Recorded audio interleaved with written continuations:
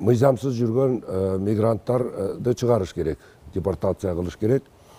Бирок аны жана өзүм билемдике бейбаштыкка салып, кырк жоролор жана башка уюмдар баягы өз билген чараларын колдонуп атканы бул жакшы эмес да. Бул негизинен Кытай, Кыргызстандын ортосунда жакшы калыптанган жакшы мамилеге доо кетирип коюшу мүмкүн.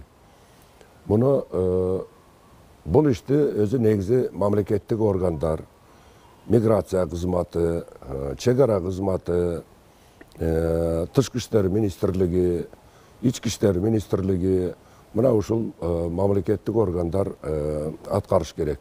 Президентибиз Сооронбай Шарипович Жээнбеков дагы туура белгилеп өттү. Бул мамилелер боюнча өтө абайлап, өтө сак болушубуз керек.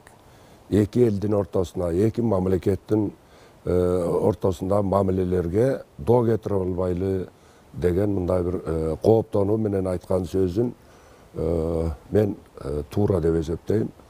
И Кыргызстан биз ошондой ультимативдик позиция менен эмес, ультимативдик тон менен эмес, муну дипломатиялык мындай бир ийкемдүү дипломатиялык ыкмалар менен ушул маселелерди карап чечсе, комплекстүү түрдө чечсе болот.